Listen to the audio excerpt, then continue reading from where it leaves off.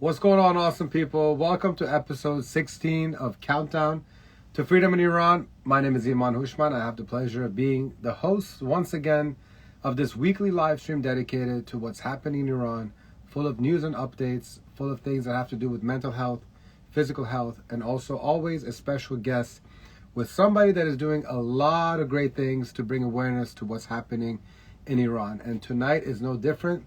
Our special guest is going to be Yasaman Mohsani. She's a British Iranian actress, born in Tehran, and she's really sacrificing some sleep by being here today. It's like about 2 o'clock in the morning in London. She's going to be joining us around 8:40 p.m. Eastern Time. In just a few minutes, we're going to have our favorite journalist, the one and only Paris Mansouri, joining us. We're going to have Haghighi, one of our Uniters, giving us a Uniters update. We have a few great events that we're going to be talking about. There's going to be Chelsea Hart coming to Miami on May 6th. Ticket link in my bio.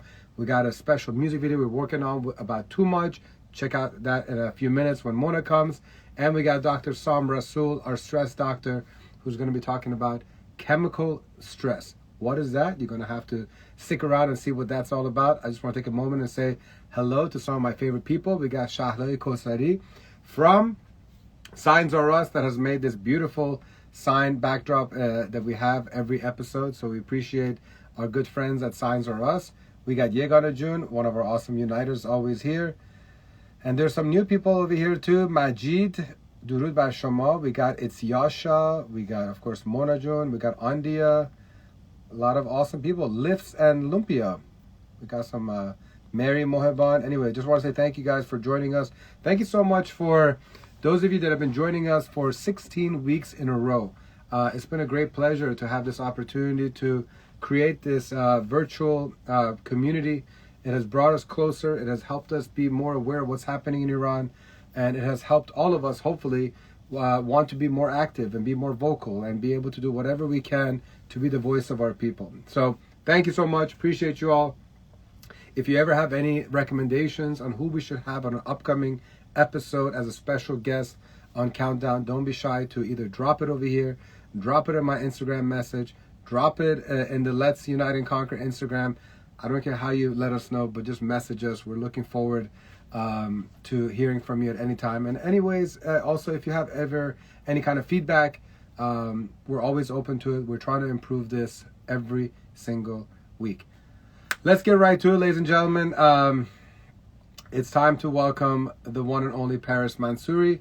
She's our journalist and one of the producers of Countdown and the producer of tonight's episode, which, by the way, I want to give a shout out to Negin. She's in the hospital. She's one of our Uniters, one of the producers, so I want to wish her well wishes. She's a strong Shirzan, so I know that she'll be back in action in no time. And thank you so much for helping produce the Countdown series. Let's get right to Parachute in 3, 2, 1. Hi, Parachute. How are you? Hi, I'm good. Yeah, sending good vibes to Negin June. I know she's a tough cookie though. So whatever she's going through, I know she's gonna come out even more fuerte, strong. Lovely lady. I know these segments are not very easy, so let's just kind of pull the band-aid and get right to it. It's day 214. We saw large protests in Iran over the weekend, even though some people keep on saying that things have died down. We know that's not the case. Do we have any details about this latest large set of protests that we have? Yes, absolutely. And if you see me looking to the side, it's because I'm looking at my notes. I want to make sure I'm getting the city straight because there's quite a few and there were many reasons. So lots of solidarity around the country over this past weekend. So essentially, Iran's national currency has fallen, like severely. It's one of the most devalued currencies on the planet. It lost half its value since September. Everything from food and necessities shot up in prices, and that's on top of the 40 to 50% inflation that has been endured over the past 3 years. So because of that, the nation is being driven into financial ruins, which means that individuals are being affected at very, very high levels. So retirees and workers in Shush in southern Khuzestan were out on Sunday protesting. Pensioners held a rally in Shushtar. There were union protests as well. So unions on one side, and then on the other side, we had protests in Tehran, which were anti-hijab protests protests, and well, basically anti-hijab rules protests and the crackdowns, which we'll talk to in this broadcast, and also against the poisoning of schoolgirls. So a lot going on. People coming out, and again, we know they're risking their lives in doing so.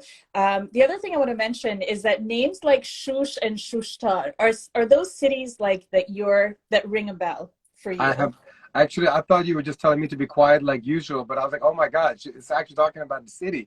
I thought you were just Yes. saying me to shush, you know? No. So I wanted to bring this up because, like I mentioned, our history is so incredibly important. So when we hear about our, workers in Shush is very close to a city called Susa.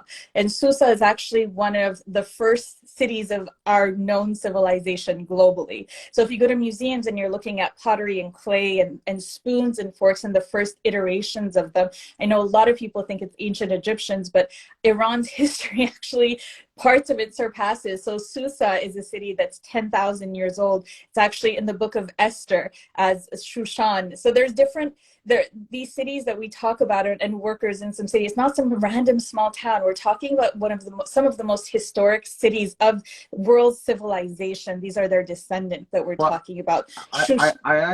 Sorry to cut you off, but I actually just saw a post which I shared recently, which I had to like Google check to make sure it's true. But I had no idea that Iran is the oldest country. I was embarrassed.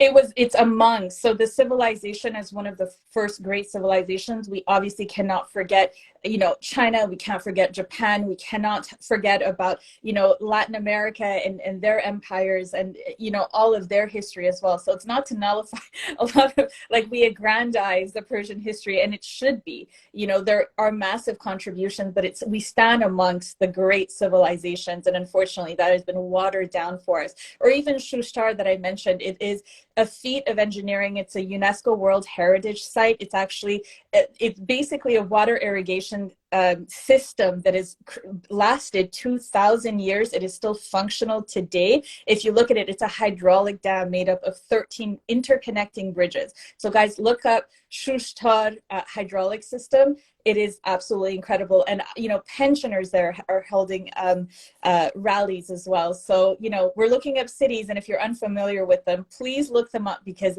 they're going to be extra sources of pride for you. Just for that, I cannot wait to go to Shushistan and Shush. To a topic that we absolutely hate to talk about, it's painful to even discuss, but the school poisonings that continue around Iran. But apparently, and finally, there's an international organization that's actually speaking up. Please tell us more. Amnesty International has called out for an independent, thorough, and effective investigation into the poisoning of schoolgirls across Iran. That's their official statement. Iran International, by the way, is saying there was 100 attacks, or that's what they're putting it around, but I've seen other organizations putting the number at over 250.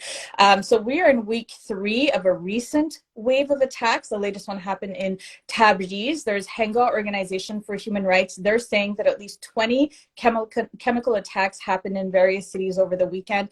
At least 5 happened on Sunday alone in Bukhan city.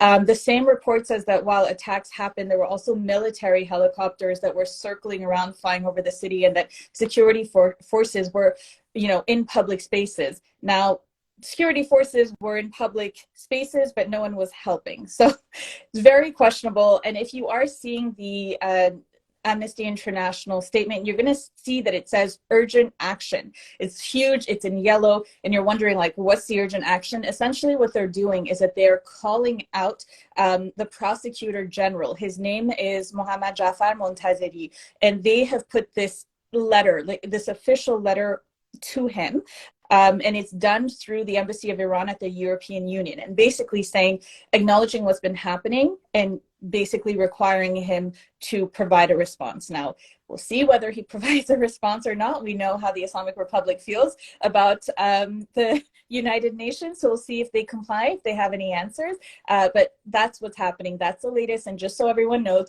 the wave of chemical attacks started in November 2022, and we are just getting some kind of acknowledgement from an international organization now. A short 7 months later. Let's go to the topic of hijab and hijab enforcement. The topic keeps coming up week after week. You see a lot of videos of even people with hijabs trying to call out other people. It seems like undercover people, supposedly. This time, the Islamic Republic has actually issued some kind of warning video. What's that all about? Yes. So we have covered how, like in previous episodes, not in this broadcast, but weekly, we've been talking about this for the past few weeks. So we know that women have been warned that they will be denied an education at all levels, whether you're in grade school, in high school, or in university, if you do not comply with the hijab requirements. We know that neighbors have been called to call out individuals if they see improper hijab. But now we're seeing that the government has put out a video saying that you have to be veiled inside your car. And if you're not veiled inside your car at all times, you may be prosecuted and your car will be impounded. And this past weekend, we've also seen videos come out of clerics walking around cities and into shops, into restaurants, into even like corner stores. And if hijab is not being enforced, quote unquote, the punishment is full closure of the shop. So if you're a business owner and somebody walks into your shop, whether you know them or not, whether you saw them or not, you may get your shop closed down because somebody else defied the rules. And you know, it really sucks, for lack of a better word, that these people could really care about what's happening, but they literally would be putting themselves in financial ruins by shutting down their businesses. I mean, like, it's a true definition of being between a rock and a hard place is what they're doing. You know, they're really clamping down on this stuff. Okay. Ayatollah Khamenei has said no to a referendum despite the push by reformists. What's the story there? So the backstory on this is that there's a presidential candidate from back in 2009, Yasaman Mohsani, for those who may be familiar with his name. We also had President Hassan Rouhani, the former president, the cleric. These individuals are known as quote unquote reformists. But mind you, just for everyone to understand, for somebody to be at that level, so whether you're running for president or whether you're a candidate, you cannot partake in the Islamic regime's any form of political level unless you are compliant with Islamic regime beliefs. So when we say reformist, we don't mean somebody who's like on the left and advocating for extreme views. These are individuals who go along with the Islamic regime's perspectives. They just may not want to apply them 100%, but they are 100% advocates and believers of Ayatollah Khamenei. So I just want to be clear for our audience who's maybe unfamiliar, because to us in North America, reformist means something completely different to what it means under the Islamic regime. So essentially, I think in Persian it's Hamun Kase Hamun Ash. Oh, 100%. How do you know these terms? I mean, I know a little bit of Persian, but yeah, it means the same bowl, the same soup. But carry on. I apologize for cutting you off. All good. So the issues that they are calling for a vote on is a new constitution, the nuclear program, foreign and domestic policy, and the economy. Now, Ayatollah Khamenei, who's the quote-unquote supreme leader of the Islamic Republic, has responded to the request by these former politicians or current activists.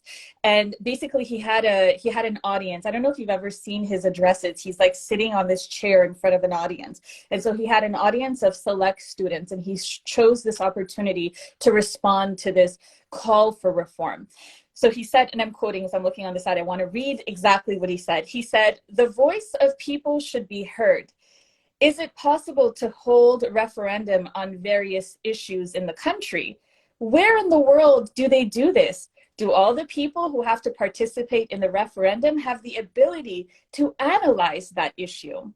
So basically, he's saying that Iranians don't have the capacity to vote or understand on these issues. And he's basically said that we will not have a referendum. So he's quashed it. The Tehran Times also quoted the rest of his speech and the rest of the conversation. If anybody's curious what he's telling the quote unquote brightest minds of Iran, he's saying, he told them, "You," and I'm quoting, "you, the dear youth, should follow the right path with seriousness. Follow the right path of the revolution, Islam, country, system. The country needs you. You need idealism. You need hope. You need wisdom." So those are the words of our great leader to the youth. From one leader to another. Yes.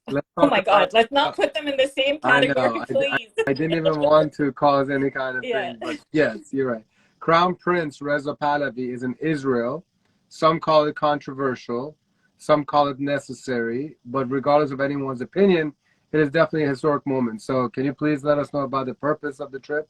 Yes. So again, I'm going to go back to my notes. If anyone see me looking on the side, is because I just want to be very specific. So some people calling it controversial. Obviously, if you have an opinion on the Israeli-Palestinian crisis, if you have an opinion on Prime Minister Benjamin Netanyahu, you will say that this is perhaps confrontational even for some people who are perhaps pro-Palestinian or just have their own opinion on the situation. But the bottom line is that this is historic because Iran has been ostracized from all conversations, essentially because the Islamic Republic is a source of terrorism for the region and for the world, and they're a pariah, and they are at no way on the same level of being able to discuss peace and solidarity and any kind of friendship with any nation.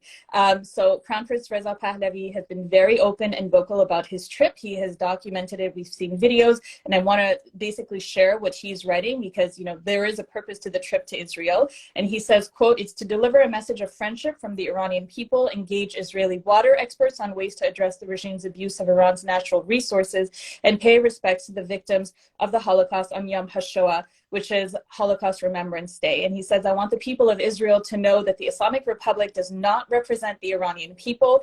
The ancient bond between our people can be rekindled for the benefit of both nations. I'm going to Israel to play my role in building towards that brighter future," end quote. And for anyone who's not familiar with Yom HaShoah, which is Holocaust Remembrance Day, the reason why this is huge is because, as we know, the Holocaust happened. No space for Holocaust deniers in this space, for sure. But what's really interesting about that day, if you're not familiar, is that they put a siren at one point during a day. Are you familiar with this, Iman? There's a siren that goes off across the nation of Israel that causes the country to come to a full halt. Everyone stops for full 2 minutes. Like, look it up. You'll see highways come to a complete standstill. You mean every day? No, just on Holocaust Remembrance Day, to acknowledge the death of all the millions of lives lost. So he was there for that, and it's definitely a historic moment, and definitely from waterways to conversations and friendship, hopefully it's the start of great conversations.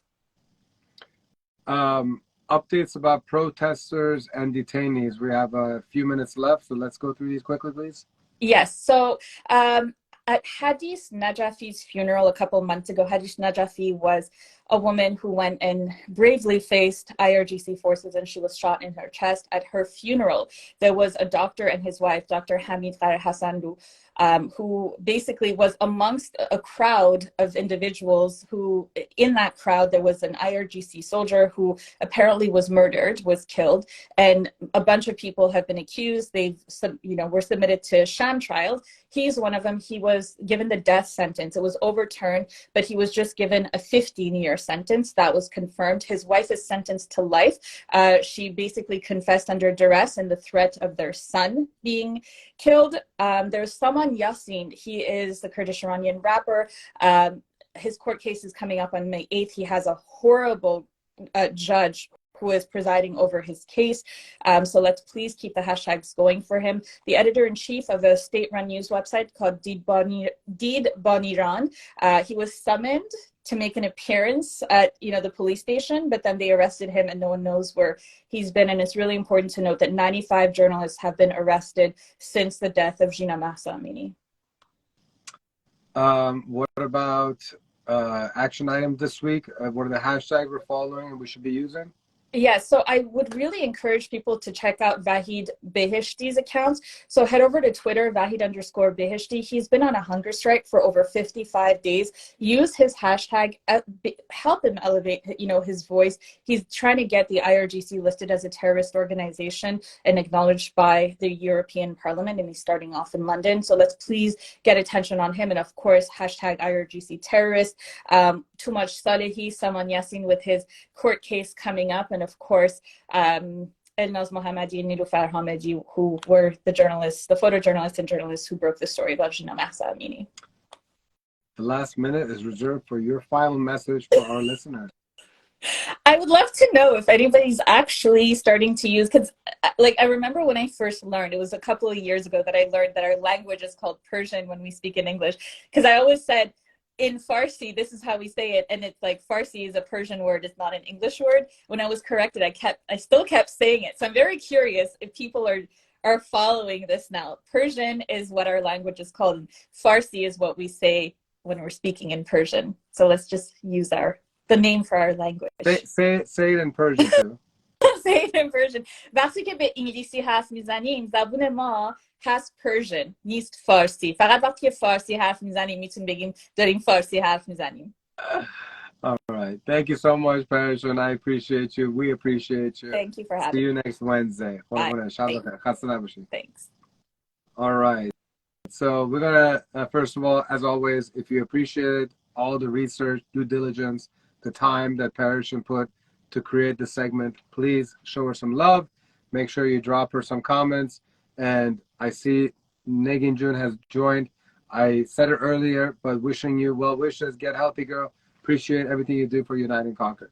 Let's go to the Uniters segment. And it's a sister from another Mr. Her name is Mona Haghighi. Cannot wait to see her. She's too busy tagging Paris when she should be accepting my join now. So hopefully she'll be coming on, and there she is. Hi, I'm Mona. How are you? I don't know why I'm cracking up. Good to see you, Aziz. I'm good. Good to see you. Happy Wednesday. Happy Wednesday. Negin June, feel better. We miss you. Yeah, for sure. We need to send her some positivity and some good health vibes. Monaja, we're starting to get busy again. There was a little bit of a lull, you know. And by the way, I want to give a shout out to the lovely individual from Seattle, the VA Books. I haven't seen it before. If it's your first time you're tuning in, thank you so much. We see Muhitin.Azimi, and we see Aray Arjang, the great pilot, and Yaz Pizzazz, I like the Instagram name, and Jeffrey Rogers. Which part of Iran are you from, Jeffrey? I appreciate you joining. Actually, he's an old friend of mine. Hi, Jeff. Oh, nice. Well, we appreciate anybody that joins us, especially non-Iranians. We're grateful for your interest in finding out more what's happening in Iran. Anahita, Durud Ba Shoma. Welcome, everybody. So let's get right to it, Monajan. We got a couple of things going on. What is it?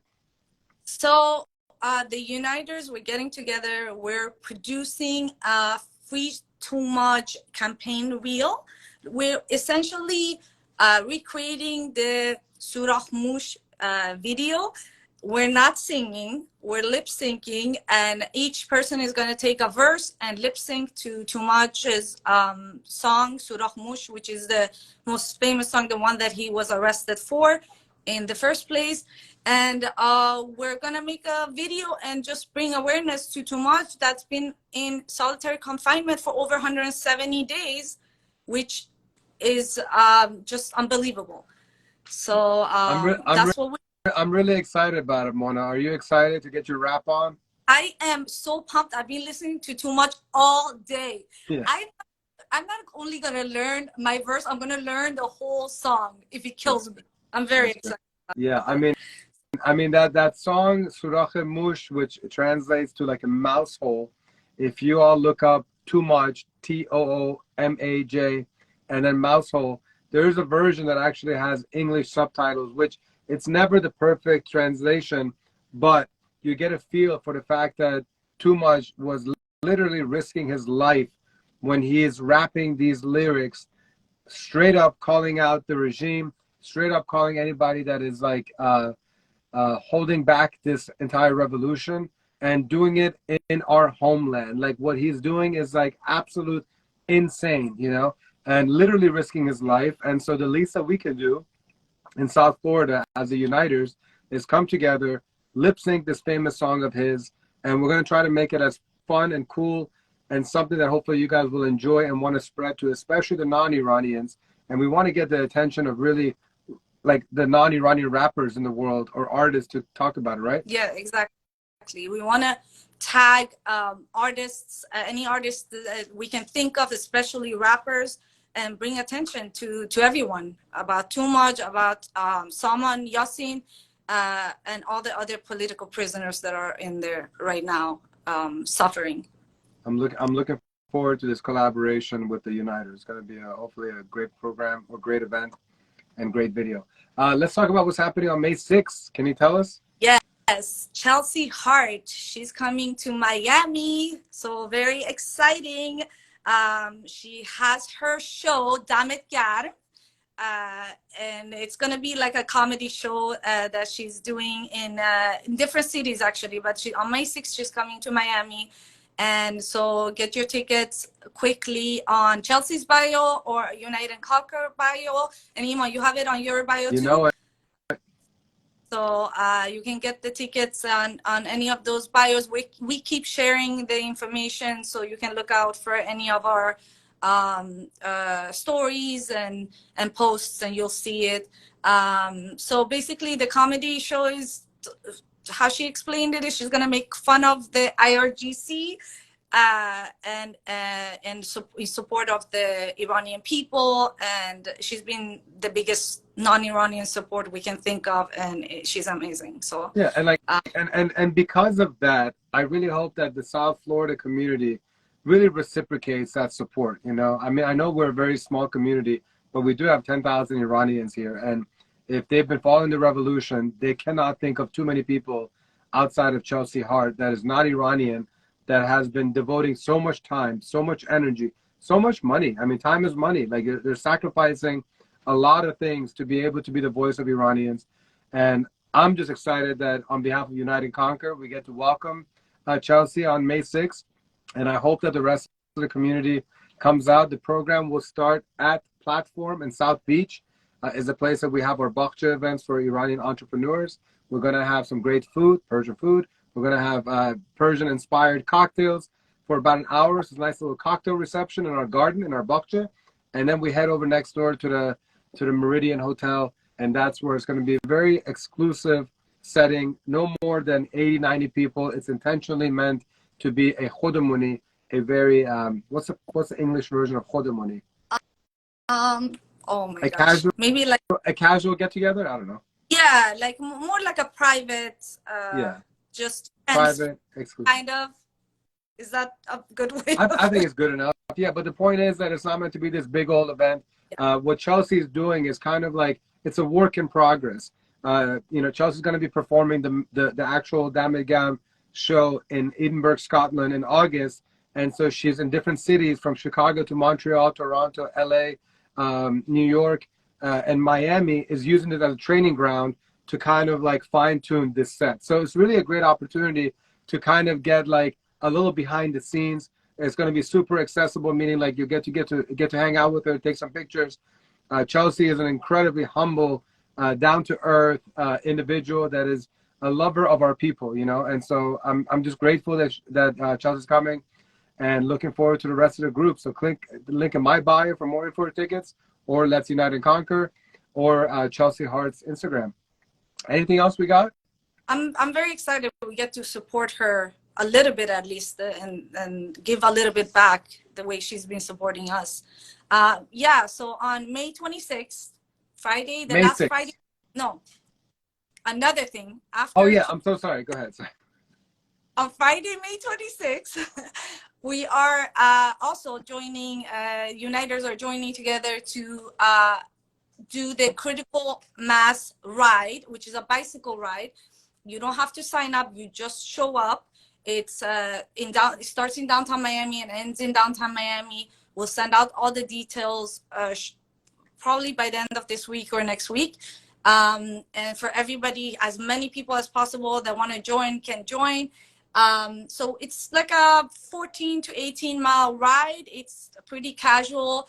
A lot of people show up usually, and it's to bring awareness to cyclists and to share the road with the cyclists. So what we're going to do is we're also going to bring awareness to the revolution, and we're going to wear our Iran shirts and bring flags, anything that's safe, obviously, and just get together and support Iran as much as possible and bring awareness. I mean, the cyclists there will see it too, and so it's going to be a nice event. So anyone in South Florida that wants to join, you're more than welcome to. That is great.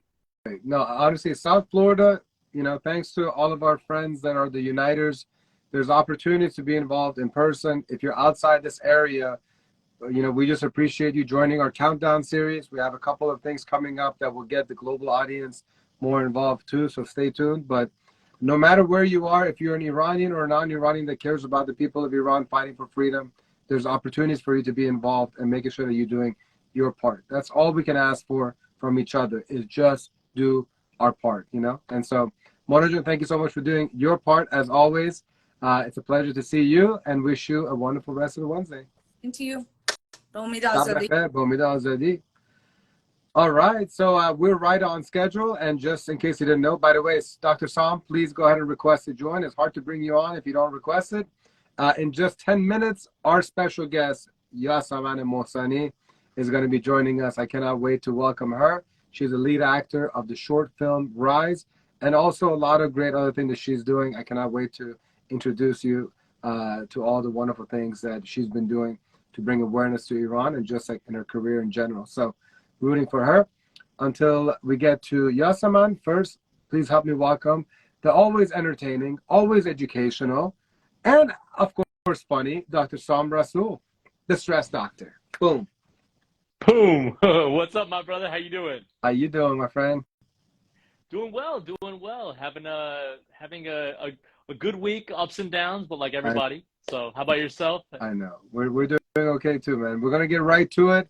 The topic for today is going to be chemical stress. I know everyone deals with stress, and you've talked about it before. You are, at the end of the day, the stress doc, so it is your forte here. That there are different types of stress too, physical, chemical, and emotional. And we always think of emotional, but I'm interested in hearing more about the chemical stress, which is the main topic of today. Is it true that the foods we eat can make us depressed? It's absolutely true, Iman John, and we're seeing it more and more in society today. A lot of people, obviously, if we're with what's going on, if you're worried about what's going on in Iran, you're worried about, South Florida with the gas shortage, we're worried about our financials, worried about our families, worried about all these things. We look to food to comfort us, but it could be certain foods could be triggering chemical stresses. And there are so many studies being done around the world. There was one done in Taiwan with 2,000 men and women that showed a 62% decrease in depression and anxiety among plant-based, vegetarian, vegan, and mostly plant-based people versus their omnivore counterparts. So having a lot of plants, and you look at the most healthiest diets in the world, the Mediterranean diet, it's heavily focused on a lot of natural foods. Wait a second. Are you trying to convert me into not having any more steak? This was a very sneaky move, so it ain't gonna happen. I am a sneaky sailor. my kubide and my chenje cannot leave my diet, okay? Let's figure out other ways to eliminate my stress. But no, I mean, listen, stats are stat, diet is diet, I get it. Now, let's go ahead and talk about the fact that many people say they love fast food or they love cheese. I love cheese. I'm a cheesy personality kind of guy, so I can relate. Like they're all literally addicted to their McDonald's or their cheese and wine. Are these people just covering up their lack of willpower, or is there more to this?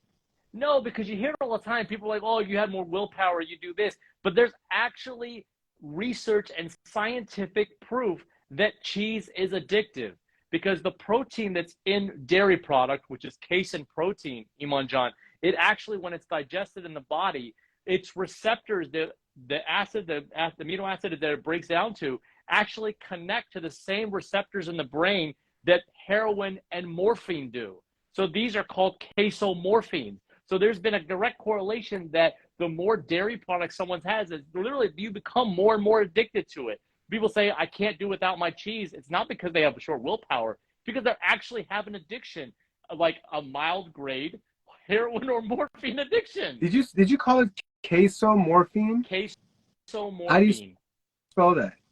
It's CASO and then more PHIN. No, do you know why I'm laughing? Because it's also queso in Spanish is cheese. It's cheese morphine. Oh my God, like that's hilarious. That is hilarious. All right, but let's keep on going. By the way, somebody said no kubida, no life, and I have to agree with Hushang Academy. You're not getting too many people that are really supporting this thing. Yegana is like, no, Iman Jun, we have teeth to eat meat. steak is essential. And of course, if your teeth struggle with steak eating, just go to Dr. Yegana and she's going to be able to fix your teeth. I'm going exactly counter to what you're promoting. I apologize. Don't worry about it. But okay, but as a rule of thumb, Doc, what 3 foods or food types should we definitely be having daily, and what 3 types of food should we definitely be eliminating from our diets? And do not say kubide, I will whoop your ass. No, I'm not going to do that. You know what? I'm going to one up you, man. I'm going to, because this is countdown. We got to give the people more. I'm going to give you 4 foods that you should be having and 4 foods you shouldn't be. Over delivering. Always delivering extra. The 4 foods in your daily repertoire, no matter what. I always tell my patients, and they come to my office or people I meet, you want to incorporate berries. Raspberries, blueberries, blackberries, even strawberries. And this is one of the few foods that people say, should I buy everything organic? Ideally, you should. But this is one you should definitely buy organic, because non-organic berries absorb a lot of pesticides. So you really want to make sure as much as you can, get organic blueberries, organic blackberries, and so on and so forth. Number 2, leafy greens. Your kale, your collard greens, your spinach, even your cilantro and parsley. These leafy green vegetables are chock full of vitamins, minerals, and they actually, just like berries, have antioxidants that help to balance your body out against free radicals. So you really want to make sure you get a lot of leafy greens in your diet. Number 3, one that's overlooked for a lot of people, bell peppers. People don't really eat a lot of bell pepper, whether it's cooked or raw. Obviously, play around and see what your body adheres to, but all colors, be colorful with it. Green, the yellows, the orange, and the red. They have a lot of vitamins, and they have good fiber and water intake. And that leads me to number 4, which is really not a food, but water, water, water. I can't stress this enough. I carry this bad boy with me all the time, refilling it. You want to drink a lot of water per day. You want to aim for anywhere between half a gallon to up to a gallon of water a day. It's essential for life. And of 4 foods, I would say you definitely want to try to avoid. Number 1, processed foods. Processed foods. There's a rule of thumb that says if it comes from a plant, eat it. If it's made in a plant, don't eat it. So you want to try to, when you're snacking, go for fruits and vegetables, nuts, and those types of snacks. Obviously, if you have allergies, don't do that. Check that there. Versus your cookies and your chips and everything else. Number 2 is dairy. We talked about it before. Dairy, so much is coming out. There's so many alternatives. Instead of regular milk, having almond milk, oat milk, coconut milk, and so on and so forth. And then, I know that people say kubide is life and everything else. Listen, I'm not here to make everybody plant-based. But if you look at even the Persian diet and everything else, we do eat we eat our steak, or we have our kebab, but we eat it with a lot of rice. We have some vegetables. We have some grilled vegetables on the side. So if you're going to do it, make sure you incorporate a lot of plant-based foods with your kubide. Not going to take that away from people. I don't want a storm on my hands here.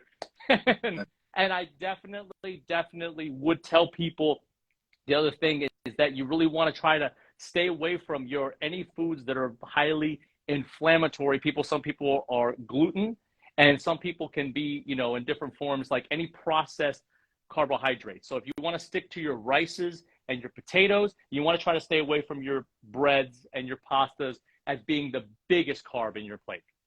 I love all this information, man. Thank you so much. Yegana just brought up saying, I give you credit for your oregano oil. It's my little secret not to pick up germs. In the last minute we have, mention this oregano oil, because you've even referred to me. Go ahead, tell people about it.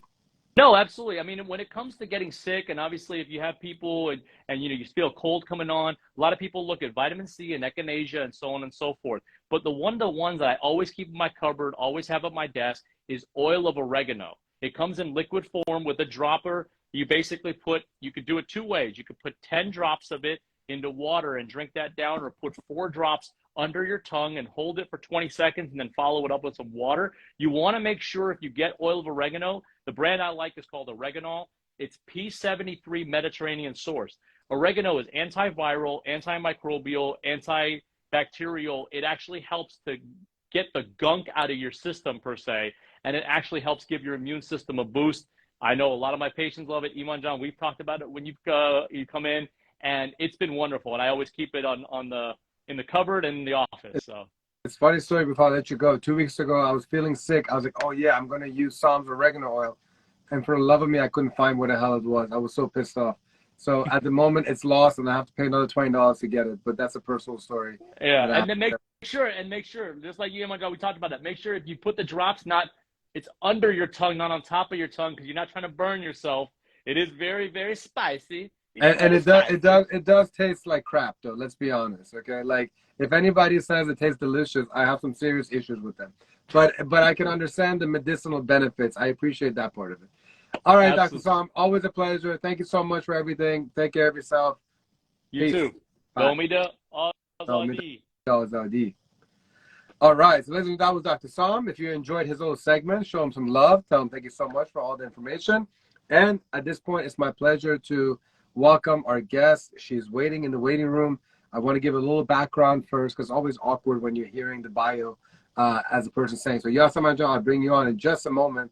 Yasaman Mohsani is a British-Iranian actress born in Tehran. She's an actress, a breathwork therapist, how cool is that? And a retired, almost retired architect. She's a creative at heart with a love for human beings and art. She has received a nomination for Best Debut Newcomer from the Punjabi Film Awards 2022 for female lead role Yaza in Aja, Mexico, Chalie.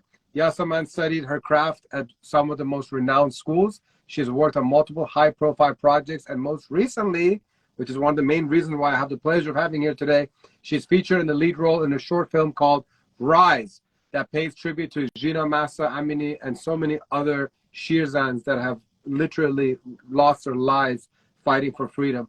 The short premiered in March in London and can now be seen on YouTube. In the past couple of days, I've tried to tell everybody to please watch this masterpiece before we have her here. So hopefully you had a chance to watch it. If you've watched it, please share your honest opinion about what you thought about it, what you thought about Yasaman's performance. Her ambition is to help raise the consciousness of humanity through her art and healing modality. And this program is all about raising awareness about what's happening in Iran, but also highlighting Iranians doing incredible work. And so we are happy, so happy that Yasaman can join us this week. And I'm very happy that she's joining us right now. Please help me welcome Yasaman. Salam, hiya. Durud, how are you, Aziz? Durud, I'm good, thank you. How are you? So excited to be here. Great. It's a pleasure to have you here. You're in London, right? So I have to apologize for keeping you up. Are you a night owl? I can be. I can switch. I'm adaptable, so it's all good. Actors, right? A true artist. A true artist and actor. Yeah. Well, I appreciate you. Look very energetic. So thank you so much for being here and making this all happen. Listen, let's kind of jump right to it. You took an incredibly heavy role, which we will get into, but I really wanted to get a start off by just all of us getting to know you a little better. Like so many incredible Iranian women in the diaspora, you're multi-talented and multi-hyphenated. So what do you say when people ask you what you do and what inspires you to keep challenging yourself in so many avenues? As long as I'm being creative, I think as long as you're creating, as long as you're sitting in the creator seat, I consider myself an artist mainly and a breathwork therapist mainly. And both of them feel like it's about love for life. It's about love for humanity. It's about love for expression, for authenticity more than anything. I think if you're being truly authentic to your gut, to your life, to you, then, I mean, I've tried the other way and it's no fun. The architectural way. yeah, I've tried the more heady way and the more like studious way, and it wasn't aligned with who I was. So I think if you're honest and authentic with yourself, you can't go wrong. Absolutely. So now that we kind of got to know you a little bit better, just a little bit of a cliff notes. Tell us about Rise for anybody that hasn't actually watched it yet. Yeah. I mean, it's powerful. I can talk for a long time about it, but just tell people who haven't seen it, what is it? Yeah, so Rise is a short film dedicated to the women life freedom movement and revolution that's happening in Iran. It's based around a young girl, a teen girl that's living in Iran who is in love with her life, who is in love with her friends, her family, who has ambitions, who is in love with her dreams and wants to live freely and flamboyantly and just beautifully as any human wants to. As her human right, she wants to live in freedom. And we show an interaction with her, and kind of the story revolves around her interaction with the morality police. And what we really wanted to show was how meaningless and for no reason, for how unreasonably her right to life is put under question, and what she then goes through And to show that in a nuanced way, because I'm sure many Iranians could see this project and go, oh, well, you know, gosh, I mean, you only need to look at the headlines and we could have gone way further with it, you know, but it's to show it in a nuanced way. And to really amplify Nika Karami's voice, Gina Massa Amini, Serena, and it's not just the women either, it's Mohsen Shekari, it's Kian Falak, it's all the human beings that are implicated by the regime. But first and foremost, in this story in particular, because you know we've got to target one storyline. It was for Gina Massa Amini and for Nika Karami in particular. You know, you can't burn women made of fire, and Nilu, the lead character, she represents that burning flame. And our ambition as creators was to pass on that torch, pass on that burning flame to non-Iranians so that they can continue to support and amplify Iranians for their freedom and for their human rights. What attracted you to the role, and what scared you, perhaps?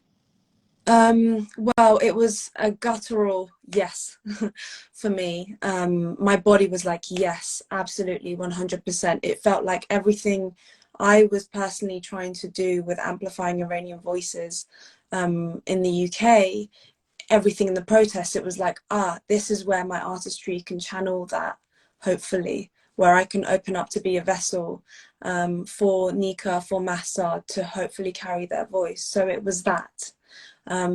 It was a sense of responsibility. It was a sense of honouring them, a sense of not forgetting them because they live so dearly within me. That was the yes.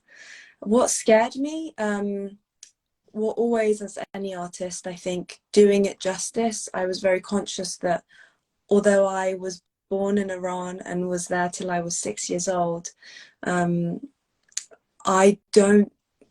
not there day to day. So to be able to portray this girl authentically, it doesn't matter if it's 1 minute or if it's 3 hours, her life matters. And so to be able to be super authentic with her emotions. And, you know, I think every Iranian has to work through fears of persecution with any artist, any creative. And we're very fortunate in the diaspora that we don't face anything near at all what our sisters and brothers face in Iran. And I think that's the motivation, really. It's another motivation. Because Nika and Massa were stolen from us, but we've got a lot of brothers and sisters at home that we're still rooting for. Absolutely. How did you prepare for a role like this, where you know you have to not only experience but also like act out such horrors? I made sure I was kind of had everything that I could. So I had, I mean, all the videos and all the content on my phone. I had lots of music, revolutionary music, Baraya. I also had videos of our fallen heroes with me. It's interesting what comes to you in the moments when you're filming it. I mean, I remember we got there in the morning, and some of the really intense scenes, I'd start prepping emotionally a few hours beforehand and just sitting in it. And in one way, it was like just being with how I feel around losing my sisters, around losing my brothers. If you just sit in that, and if you listen to Baraya and you hear one sentence from that song, and you take a breath with one sentence, it's like you're tapping into thousands of people. And I had Nika Karami's voice, like Bacha Nakhandin, and just inside my own body going, she's not here anymore, like that. She's saying, don't laugh. And it felt like she was just right there, like just saying, don't laugh. Yeah. And a lot of prayer. I prayed a lot, and I asked for Nika and Gina Massa. I mean, I just kept saying to them, sisters, I'm your vessel. Just talk through me so that the world can hear you. So yeah, I don't know if that answers. I mean, this last part has me so freaking emotional, Yasaman. That's like incredible that like you really wanted to connect as much as possible with your sisters and brothers in this to make sure that you do this. I mean, it's very commendable. Well, so how did this whole experience shape your feelings and just thoughts about what Iranian women are going through? Oh my gosh. I mean, when we were filming, you know, the kind of last scene in the short, God, I mean, it was, it in my body, it was like, my God, what have you gone through? Is what was going on in my body. It was like, my God, what did you, like, my poor sister, what did you go through? And to know that what we were doing was a project, really. So that was a luxury in it all. Yeah. So, like now looking back, like what do you think of the end result? Like, do you feel that you and your team did it justice? Like what you set out to accomplish, was it accomplished? I love our end product, if you can call it that. I love what we've portrayed. I think it's dynamic and it's powerful, and it doesn't linger. You know, it doesn't stretch out the story. It's punchy and powerful, and it's 10 minutes, but it arrives with you.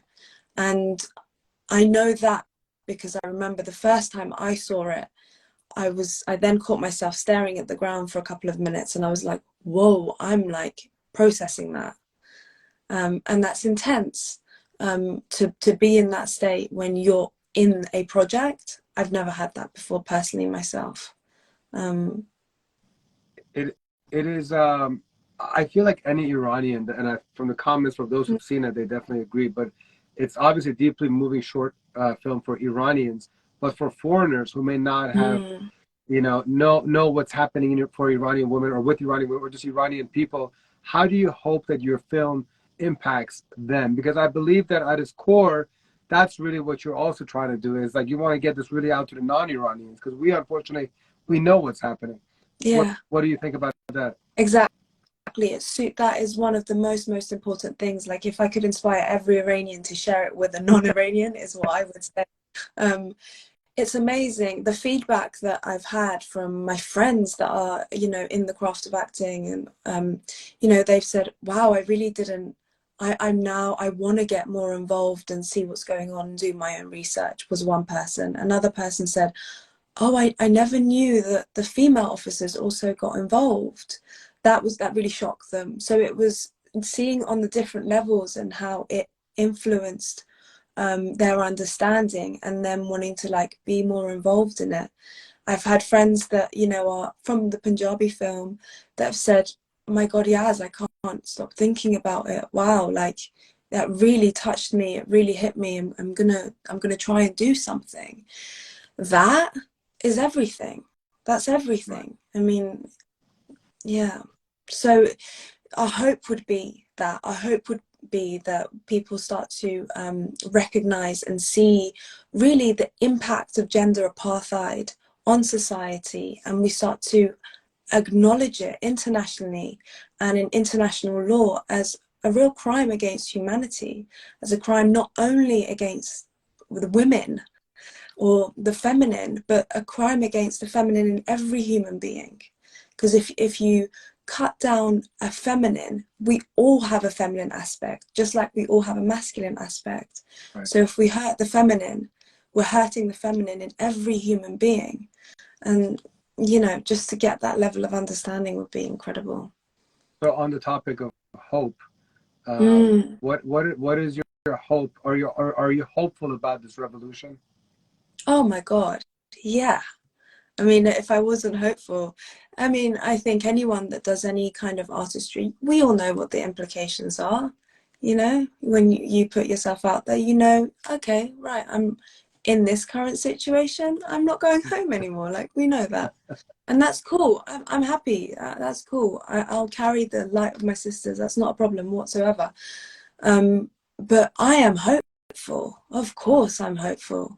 And I think taking a stance actually is super powerful, because you go, well, now, yeah, I've got something to fight for on top of everything else, because I want to go home again.